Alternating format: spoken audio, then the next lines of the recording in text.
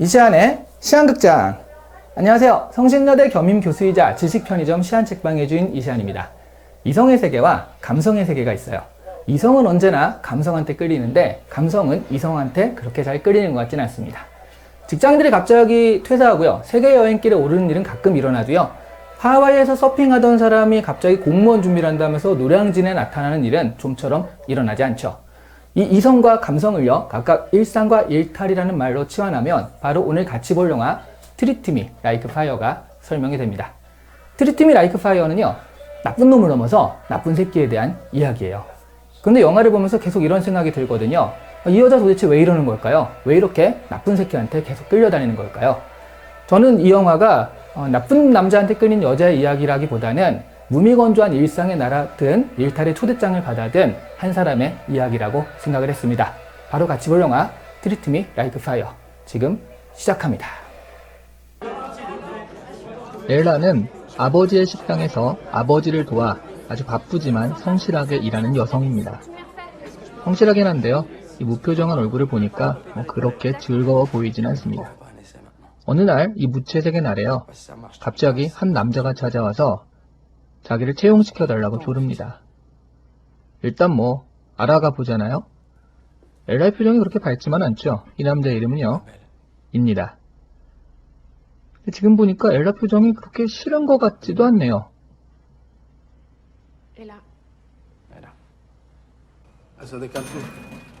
그런데 사실 이 남자 황당합니다. 바로 그날 저녁에 계산대에 있는 돈을 다 훔쳐가지고요, 달아납니다. 정말 말 그대로 달아나요. 하지만 만만치 않은 엘라, 이 남자를 따라서 지하철까지 쫓아가는데요. 이 남자 더 또라이네요. 정말 한번 때려주고 싶게 생겼네요. 역시 또라이는 피하는 게 상책입니다.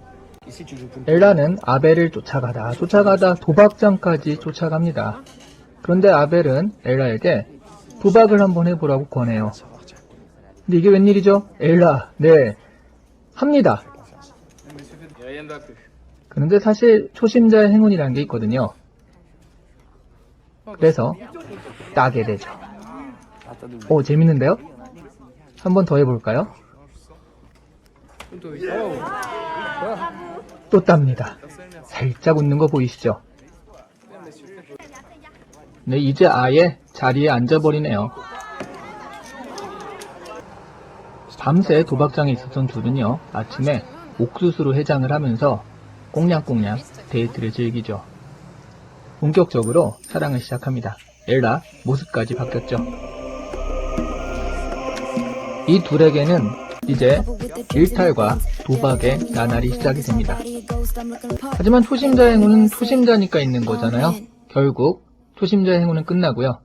이 위험한 날들의 본격적인 민낯이 드러납니다. On va se faire virer de l'appart. La prochaine fois, ils envoient les huissiers, et là, je sais pas quoi faire. Non, t'inquiète pas, on est bon. Hier, je me suis refait. Vas-y, pousse, pousse. Allez. Putain, mais tu me le dis. 와, 이 때려주고 싶은 얼굴 또 나왔네요. 엘라는요, 실망하고요, 아벨을 떠나려고 하는데요. 그런데 아벨은 그때 스스로 도박을 끊고요. 그리고 엘라에게 청혼을 합니다. Alors une maison, jardin, grande cuisine, des enfants.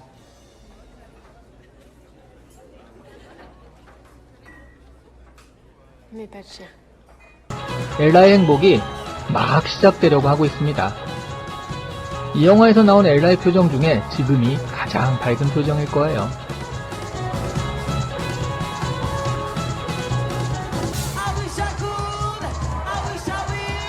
하지만 행복할 때 꼭 마구니가 끼는 사람들이 있죠.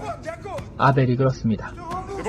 이 행복한 순간에 아벨을 협박하는 빚쟁이들이 나타납니다. 이들이 바로 파리에서 가장 악명 높은 떼인 돈 받아들입니다 조직이거든요. 아벨뿐 아니라 엘라까지 협박을 하네요. 엘라는 이미 연을 끄는 아버지의 식당을 다시 찾아가서요, 어머니가 남겨둔 돈 중 자기 몫을 달라며 강탈하듯 가져옵니다. 저건 그냥 강탈하듯이 아니라 강탈이네요. 눈이 다르죠? Ta gueule, laisse-moi sortir! Que tu vas la laisser continuer comme ça fait des mois que ça te rend malade!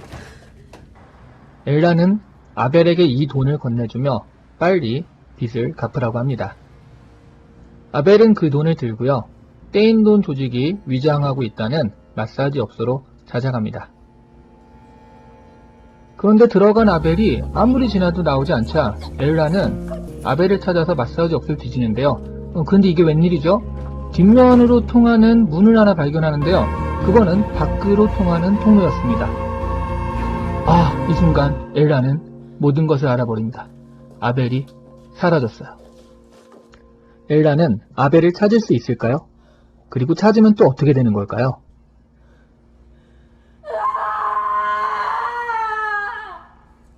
이 영화는 얼핏 사랑 영화처럼 보이지만 사실 안으로 한 발 더 들어가 보면요, 사랑을 넘어 일탈에 관한 이야기라는 걸 알 수 있어요. 일상에 대비되는 의미의 일탈인 거죠.